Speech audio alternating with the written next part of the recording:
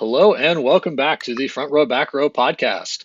My name is Dr. Owen Campbell. I am the owner of Simplify Motion Physical Therapy in Phoenix, Arizona, and with me is Dr. Brian Wolf, owner of Evolution PT and Fitness in Connecticut and Long Island.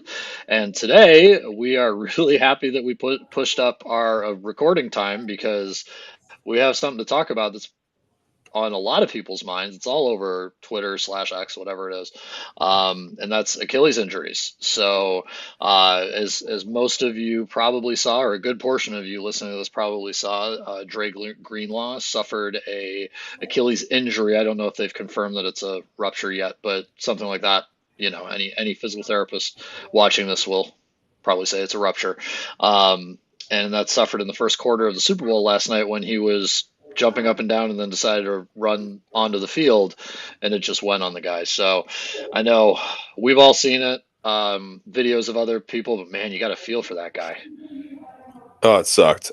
My first reaction was like, especially it's like once in the Super Bowl, you can spend your entire career getting there, right? And Yeah. you finally get to the Super Bowl, you can't even finish the game and play, which sucks. So I felt for the guy. So my condolences and heart goes out to him. And then the other aspect of it is literally the last game of the season. Yeah. So you and I know that the timetable of a 6 to 9 month recovery on this also probably puts the beginning of his training camp, preseason, even potentially into the season a little bit at risk for sure. So Yeah.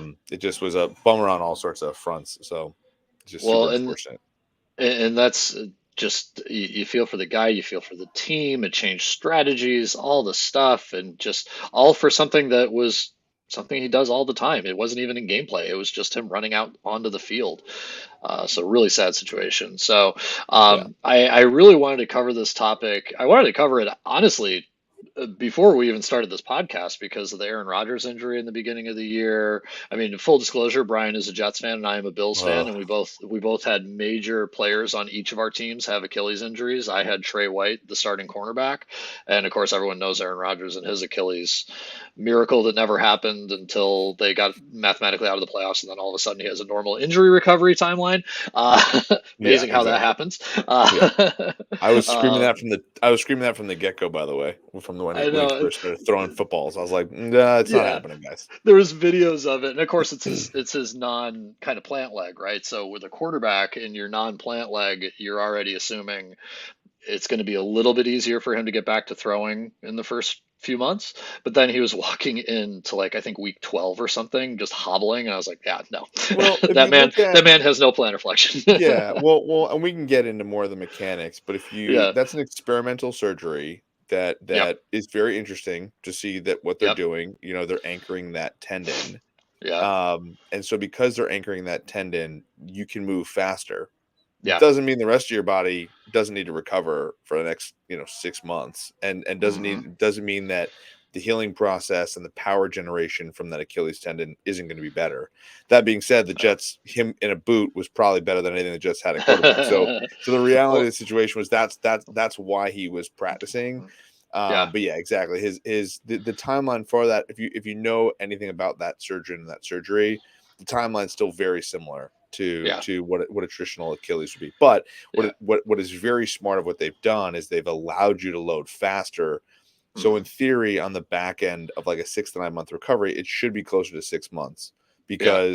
because now I don't have to worry about if I'm going to squat normally, I don't have to be in a boot. If I'm loading properly, I should be able to run a little bit sooner when I'm able to run and be a little bit more effective. Like there shouldn't be as much atrophy in terms of the hamstrings and quads and calf and some of the Yeah. other aspects of the gait. So there should be a smaller lag time in that. Otherwise, Yeah. yeah, the timetable is very very similar still. And that's an interesting part here too. So the surgical recovery we can get into. I think that some of these timeline things are obviously going to be important. But it's and I hear this maybe on sports talk radio versus PT, but there's so many people coming up with all these different reasons why it could happen. So my theory really is that these guys are so dang powerful and so big that the Achilles just can't handle it, man. Like just how much force can be produced from a body that size. They just aren't supposed to go that fast, right? And that could be everything from nutrition to, training, all that. I don't think anybody's saying, well, somebody didn't do his heel raises, so that must be it, right? You got to look at Dre Greenlaw. He's 26. Right, it's not like he was an old man, in NFL parlance. He's a linebacker, right? So he does load it, but so does everybody on that field. And it was the first quarter of a game, right? Like it wasn't a fourth quarter sort of when we see these higher prevalence of ACL injuries when the quad is fatigued. It was the first quarter of the game.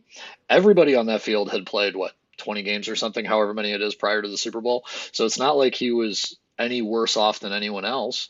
It's just kind of freak thing. But that's my opinion on it, at least looking at Yeah. it as an informed, observer of why is this happening. Now, of course, I'm not a injury epidemiologist or anything, but I mean, I love to get like your opinion on what do you think this is. And also with it's a fun fact for the listeners, one of the teams that you work for or work with, I should say, the NYCFC, I believe they play their games at MetLife Field, or at least I know you've been on MetLife They play Field so working with these yeah. people. So I've been on MetLife, but they don't play them at MetLife. They play at Yankee Stadium. Funny enough, as a baseball, Oh, so they okay. actually play at Yankee Stadium. And they play at City Field, but they've also played at Red Bull. So I've been to all the Okay. arenas, all those Okay. arenas. So yeah, to I'd your be point, interested to know what you think about the turf versus grass thing, yeah. when you have your athletes when you're dealing with them. I mean, I think in terms of the Dre Greenlaw thing. I mean, again, like it sucks because I've been around enough athletes and actually watched this happen like within 5 feet, kind of like what I'm sure the other athletic training staff and coaches all saw. This is legitimately, in my opinion, a total freak thing, right? Like he Hmm. was jumping, then went to run in the field and went into like an eccentric motion, like anything that honestly, like you would have run onto a field. We have adult memberships. I was joking with them doing box jumps today. They were putting more pressure on their Achilles than Dre was, right? Like that's just one of Yeah. those crazy things that, to your point, I lean more towards he's a super big, strong human being and Hmm. just got caught in a funky position and the thing Time snapped. It, time it, terribly, it just, yeah, it just sucks. There's no real other way to put it. I mean, I Mhm. think the load management stuff can definitely play into it, but you touched on his age. Like anybody over 30, we start thinking a little bit more about it. But at Mhm. 26, there'd be no red flags on Achilles in terms of the actual load management. These guys were off for 2 weeks, right? They had media Yeah. days, they had training and practices, don't get me wrong, but they're not going to be like in training camp 2 a days or 3 a days, where Hmm. you're just ramping people's loads up. They would have had like the way the load would work is the more that you adapt in that time frame, like over the season, the less likely an injury like this should occur. Now it's Yeah. crazy that it happened in the Super Bowl because it goes against all that contradiction, but that Hmm. that leans more towards the power aspect of it. And again, the Yeah. age was fine. As far as the turf versus grass debate, there's no doubt about it. I mean, if you look at the actual like incidence of injuries, like there is a higher incidence of turf, but it's not this gigantic difference. And Hmm. soccer is played on grass, so all of them play on grass. There are certain fields that are turf fields. Hmm. The big we have noticed internally at NYCFC, I've definitely noticed a few higher injury risks at turf. I Hmm. think it comes from several different factors. Yeah. One is your studs of your cleats or boots for soccer have a more highly likelihood of getting stuck or sliding. So Yeah. not responding the way you believe they should in grass. Yeah. So like that's the hardest part about turf is if I go to stick my foot in the turf and I turn a certain way and my foot doesn't catch the turf properly, I'll slide, Hmm. right? Which isn't good. I've Yeah. had other people who've gotten like slid tackled and they've gone to like stick their foot in a certain way and I remember one guy said to me, he goes like, when they put their foot on my foot normally would have gone away and with me, like Hmm. away from me, but instead I got stuck in the turf and therefore like I then created this injury. Yeah. So but if you look at the thing that happened with Aaron Rodgers, like he got just stuffed into a forced dorsiflexion. Yeah. So from that perspective, like that looked instantly like he tore his Achilles just based off of the moment of force. That had nothing to do with the turf. Hmm. Your foot is going to be stuck on the grass or in the turf that way, right? So Yeah. I think that there's more injuries that occur in the turf that are probably smaller in nature, but also like obviously there's going to be the ACL. There's going to be the ones that are like, ooh, that was the turf that got caught, just because his studs didn't actually fly out. We've Yeah. seen there's also with this, and this is just the interesting aspect of understanding like Yankee Stadium. So obviously for anybody who's a soccer fan knows that playing soccer at Yankee Stadium is kind of craziness. But in terms of like it's great for us as an advantage because of a home Yeah. field advantage. And but the grass is taller, slightly taller, whereas a soccer pitch, the grass Usually low. hugs Yeah. the dirt much tighter. Yeah. So what you do watch, so when somebody plants their foot, at times the grass will give a little bit too much. It's Yeah. almost like you're sliding. Like if you remember in, I think it might have been even the Super Bowl last year. Remember everybody was sliding on the paint. They did the Hmm. paint job. So Yep. again, the paint job they did on there, like that would happen. Like if you think about it, if you hit the grass, you're going to slip because what's going to Yeah. happen is your cleats are going to go when they shouldn't. So Yeah. it's more the turf, grass, like any of these places to play, whether it's soccer, football, whatever, are all great places to play. But it's Yeah. just like tennis, right? Remember tennis, they have clay, so you can Yeah. slide, so you understand the difference in surfaces. You just have to understand the sport and how your body's going to respond in those surfaces. And so the injury rate that occurs is if you're used to playing on grass and that surface, and then you go to playing on turf and you're not Yeah. used to it, that response could create an injury. And that's it for the recreational athletes out there, the weekend warriors that all of a sudden, oh man, we're playing under the lights at the turf field in municipal USA, and then they haven't dealt with it in probably since high school. I could definitely see where the incidence would be higher. And I mean, with these professional athletes too, I mean, it's the same thing. You're counting on your body to do something and it doesn't do it. You're going to have compensatory muscle contractions that might cause either ligamentous injury or muscle strains, anything like that.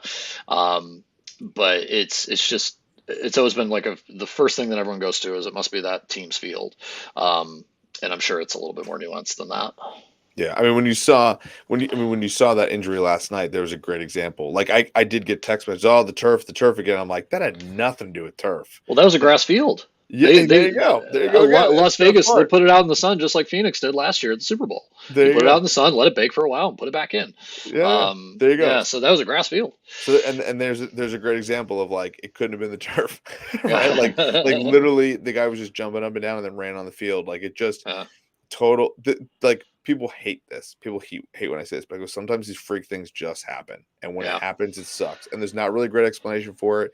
There's not a Uh, way to, and there's nothing. And there could be the argument of, well, maybe they should have been loading more, but on the same flip side, like then what if another guy tears it? In fact, yeah. the other one that comes to mind, when you think about basketball players tearing their Mhm. Achilles, right?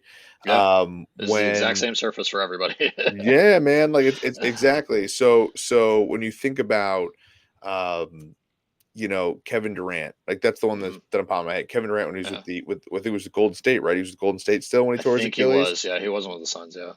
And I remember people asked me, they were like, well, he had a partial torn Achilles or calf strain and then he tore his Achilles, right? Like there's a great example too of that. Like there's actually research that shows you are less likely to fully rupture your Achilles if it's partially torn or strained. Now Yeah. I think If the that's muscle, you're less likely to tear your Achilles, rupture your Achilles tendon if the muscle attached to that tendon is strained. Is what you're yes, saying? or of the Well, tendon slightly torn. And now again, yeah, keep this research and grain of salt in mind.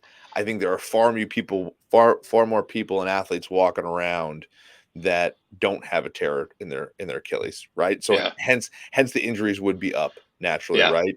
yeah.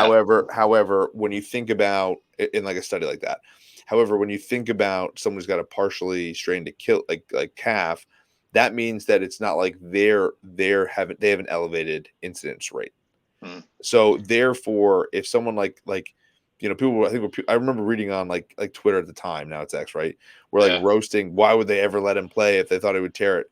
I mean, one, I love how people act like in a do or die game like that I have the ability to tell Kevin Durant what to do. Number one, like I love that's what they think, and even Or the the coach millionaire says, coach, or the GM, or the owner. Yeah. yeah, yeah. If Kevin Durant says, I want to play, I can play, I want to go, then guess what? I'm probably getting overruled. Well, And so is any other your job person. is to pat your job is to patch him up at that point. Yeah, It's like let's just get your through this. your job in that point is to get him as close to possible as you possibly can get him to actually do like win or do the Yeah. job. And that's called a sporting decision, not a health performance. Yep. There's nothing. I love this line, right? That I heard from one of my friends in sports forever. He was like, it's not our job to be like at a New York City Football Club, or New York Jets, or you name the organization, right? Yankees, Yeah. whatever, right? Buffalo Bills. It's Yeah. not the physical therapists, athletic trainers, strength coaches to make the sporting decisions. It's their job Yeah. to optimize human performance. Yeah. And so if somebody says, "Hey, that's a sporting decision because we need that guy to play," totally get it, right? Yeah. Like it's not my job to do that. I'll do everything I possibly can to help them make the best decision they possibly can, but Hmm. that's where I understand where my lane has to end, because it's just not what my job is. I'm Yeah. not. There's Kevin Durant has forgotten more about basketball than I'll ever learn. So what? And some of those coaches. So why am I making Yeah. that call? You know what I mean? So So then how do you get into, if we are looking at athletes and we have this, high school kid or professional athlete or weekend warrior, and we say, okay, they come to us Monday morning and say, I don't want that to happen to me, right? yeah, How do you, in either a performance setting or like maybe you're rehabbing their hip and they're a runner, so they don't want it to happen to them, if they're out of running for a long time. How do you look at kind of the average person, right? And say, this is how you manage your load, this is how you activate certain muscle groups to prevent that. Do we have a good thing for that's them? that's a good question. I think the answer to that is, one, you have to be loading the Achilles, and say we were talking about just the Achilles, right? Because that's what we're talking about today. I Mm. think for the Achilles, you have to load it in every single way possible that you would stimulate it. So I think honestly, the irony is, like, I'm sure Dre Greenlaw was jumping and doing eccentric movements and running Yeah. movements, right? He was doing all the And push preparatory stuff. offs. Yeah. Yeah. Yeah, exactly. Doing strength training, so not just strengthening and loading the tendon, but also stretching it and making sure he has full range of motion to load it through full range of Hmm. motion as well, right? Because typically it's at the end range, like, and we say dorsiflex position, like imagine my ankle, right? He basically got stuffed. If you haven't seen the injury, he got basically stuck like this while trying to propel out, and then the tendon snaps, right? So your So toes were as closest to the front of the shin bone as they could be, and exactly. then he decided to push the exact opposite way. Exactly. And so to strengthen through that full range of motion would be imperative for any athlete to do that. Yeah. Which again, I'm sure that he was doing tons of, right? Because Mhm. these Oh guys yeah, work they out all are. Yeah. constantly. Yeah. So it just happened to be that, like, that was the position. So that's just for the Achilles, right? To stimulate in every way that's possibly sport specific. The Mhm. second part is then to work on every other part of your chain, right? Your glutes, your hamstrings, your quads, working on your back, working on your posterior chain, and making sure that Yeah. it was super strong. But again, I'm sure he was doing that too. Hence Yeah. why I go more towards the, like, this guy's power was just so great that in a freak moment of just running, like, you and I could only hope to generate that much power running Oh onto a field. You know what I mean? Like, that's yeah. that's what's crazy about the scenario. It just was a Well, freak thing. you look at, I always use the example with my patients of LeBron James, right? Yeah. And he is what, 6'10" and like 270, right? Yeah. But he can also dribble through an entire team and play 48 minutes of high level basketball, right? Because Yeah. sometimes they didn't sub him when he was in his 20s. Yeah. Um, and I mean, for someone like that not to be injured with an even overuse injury or whatever is miraculous. And then you look at what he does, he's stretching half the darn time. Like, Yeah. his entire career has always been focused on injury prevention, and he still gets injuries, Yeah. right? And then you look at these NFL guys, and I mean, you and I have both been fortunate enough to see them up close.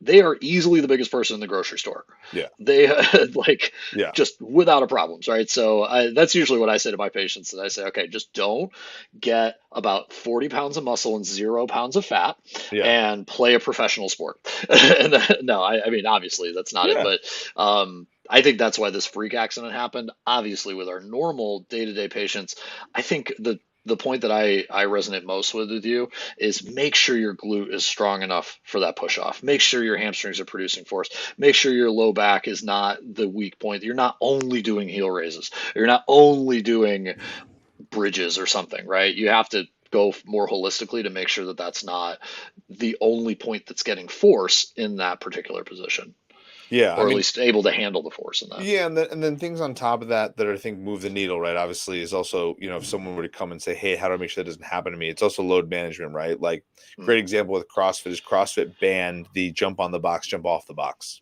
Hmm. right? So jump on the box, step off the box, because that eccentric moment off the box, right? Hmm. I also think that that's less likely to tear your Achilles just because you're going neutral on the ground. So, like, Yeah. imagine Hmm. if you were jumping onto the box and you caught the edge of the box and they got put more in that dorsiflex position, Yeah. right? That That bent ultimately, angle position. Yeah. yeah, that angle position. So again, it's at the end of the day, you can do a lot of things to prevent the injury from happening, Hmm. and it can still happen. Hence Yeah. what happened last night. So it's more of the preparation on all fronts, and then obviously from Yeah. the recovery process, it's actually very similar on the back end. The return to sport aspect of that recovery is taking your time, and that's what's such a bummer for him is I Yeah. know what he's going to go through all off season and what he's going to Yep. work to get back, and now Yep. it's gonna be a question coming to him in training camp, and it's going to be a question coming to him in preseason, and then Hmm. into this beginning of the season, and so that key is going to be take your time and really work hard, because if you rush back a little too soon, now all of a sudden he's got the hamstring soft tissue injury and the Yeah. quad soft tissue injury, and I'm sure Yeah. I mean, I've watched him for the time that I watched him yesterday in that first quarter. He's an absolute beast. So Yeah. I'm sure his pain tolerance is going to be fine. It's more of the aspect of how do you build back that power and speed Yeah. properly and not speed back and push back too quick. And one of the considerations too, in that rehab program is a lot of times what we see with, I don't want to say failed Achilles reconstructions because they stay together. It's not like it Yeah. re-tears, but somebody who's an elite athlete or a high level athlete will not get back to the same exact performance or improve over time, right? Because I mean, this guy's getting paid millions of dollars to produce X amount of tackles a year and all that. That's what he wants to get back to, right? Yeah. He'll get back to running, he'll get back to jumping, but will he have that same power? And the biggest issue post-operatively is that you stretch it way too much, or you don't, that tendon is not allowed to get tight initially, right? And be able to be a nice tense tendon for him to then produce that force, right? A lot of athletes will say it feels like I'm running on a flat tire, right? When they push Yeah. off, that because they just have a little bit too much motion in that tendon to be able to produce the force. So it's something clinically we always have to watch out for, but that's part of the reason it takes so damn long is you need Yeah. to let it heal, right? And then build back your strength after you've let it kind of heal, or at least in that tissue, right? So there's all these things that, man, it sucks for him. I gotta say, like anybody who does it, but I mean, especially someone who has to come back to an elite position where everybody's asking you questions about it almost daily now. Yeah, dude, that was a great point to throw out there, right? Because, like, to your point, you actually want to let him get tight. I Yeah. found that too. Like, you let them get super tight in the beginning because they Hmm. can generate more power that way. It's like the equivalent of doing a bicep curl with your hand to your chest, right? You're the Yeah. strongest by your chest, and then if you're in too lengthened of a position, you're just Hmm. at an active inefficiency. So to your Yeah. point, that's it. Is like letting him get tight and then slowly reintroducing that range of motion Yeah. until you're ready to rock. So yeah, it's a slow process because you got to play it so delicately for sure. Yeah. Top tip for any physical therapist watching out there: it's not Yeah, great to get amazing range of motion right away with these patients. 100%. Do not let them get exactly. Do not increase motion off the bat. Right, like Yeah. great motion shouldn't. I mean, I don't like seeing great motion until 4.5 months out. Yeah. Then you can start having good motion. But other than Yeah. that, your motion should be crap for the first 3 months. That's good. Yeah, and it's weird, you think of, if you look at the shoulder, they talk about Bankart repairs and keep that guy tight. Don't Yeah. over loosen him too early. The average PT may not think that same way about Achilles, but then you got to think, okay, what's this guy want to do, right? He wants to get back to high level explosion. He needs a tight tendon to do that, right? Yep. So it's yeah, just I thought it was probably one of my biggest keys when I'm rehabbing these guys 100%. or I, girls I or girls. I I totally agree. I totally agree. Both guys and girls. Yeah. Double check. I know, right? I got to make sure. Got to make sure. Yeah. That I just wanted to get an episode out there just to talk about it. I know there's probably going to be a lot of stuff going on, either in the Twitterverse or just probably there's probably already been on First Take already. Yeah. They probably had about 8 PT. Well, they don't usually interview the PT. You ever notice that they interview the Yeah. surgeon? Yeah. Exactly. They interview a bunch of other people, but I mean, nevertheless, it's Yeah. good from us. It's good luck to Dre Greenlaw. It sucks, and we feel for you, man. Good Oh, luck. absolutely, absolutely. Yeah. Oh, boo. All right. Well, that's all I got for today. I would encourage anybody. to leave a comment. If they got any questions about this, if they want to talk about it anymore, happy to discuss. Like I said, we both have our websites listed in the description, so hit us up if you want. All right, man. Sounds good. Awesome, man. Another one in the book. See you later. Sounds good, man. See ya.